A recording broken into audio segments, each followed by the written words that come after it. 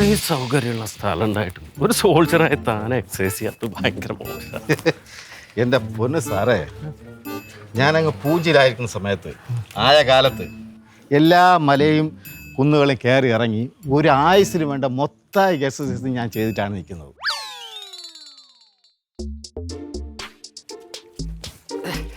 എടോ, യൗവനം കീപ്പ് ചെയ്യാനേ എക്സസൈസ് മസ്റ്റാ. എൻ്റെ പൊന്ന് സാറേ, യൗവനം കീപ്പ് ചെയ്യാൻ വേണ്ടി എക്സസൈസ് ചെയ്യേണ്ട കാര്യമൊന്നുമില്ല. ഞാനേ ഒരു പുതിയ മരുന്ന് കണ്ടുപിടിക്കുന്നു. എങ്ങനെ എക്സസൈസ് ചെയ്യാതെ യൗവനം കാത്തു സൂക്ഷിക്കാം.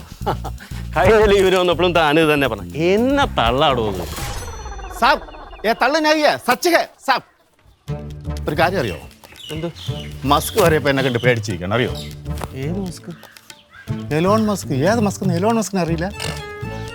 അയാൾക്ക് എങ്ങാനും തന്നെ അറിയോടോ? അറിയാവുന്ന. ഇപ്പോഴേ ഹവിൽദാർ പപ്പരം കേട്ടാ നടുങ്ങും. എന്താണോ? അതല്ല, വേറൊരു കാര്യം അറിയോ സാർ? വേറെ ആരോടും പറയരുത്. എനിക്ക് ഈ ഇടയ്ക്ക് അമേരിക്കയിൽ നിന്നൊരു കോൾ വന്നു. എന്തിന്? എന്തിനെന്നാ? ആരാണെന്ന് അറിയണ്ട. എങ്കിലല്ലേ എന്തിനാണെന്നറിയോ? ആരാ? ആര്? നമ്മളെ ട്രംപില്ലേ, പുള്ളിയുടെ ഓഫീസിൽ. ചിരിക്കണ്ട. എന്താണ് കാര്യം എന്ന് പറഞ്ഞാലേ സാറ് വരെ നെടുങ്ങും. എന്നെ വിളിച്ചിട്ട് പറയല്ലേ, മിസ്റ്റർ പപ്പൻ, നിങ്ങളെ കണ്ടുപിടുത്തം ഏതുവരായി?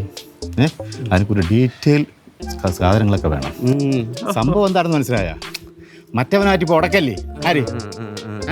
മസ്കുമായിട്ട് ട്രംപ് ഉടക്കല്ലേ?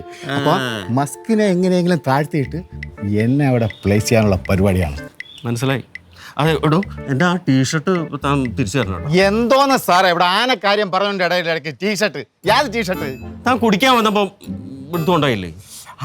അതെ അതെ അതെ, അവള് ഓൺലൈനിൽ കുറേ തപ്പിപ്പിടിച്ച് എനിക്ക് വാങ്ങി തന്നാ. അതിൽ എന്നെ കാണുമ്പോഴേ അവൾക്കൊരു പ്രത്യേക മൂടാ.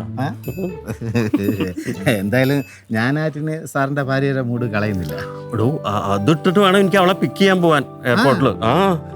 ഈ പപ്പൻ്റെ കയ്യിൽ എല്ലാം സുരക്ഷിതത്വമായിരിക്കും. നമുക്ക് കിട്ടാലോ സാർ?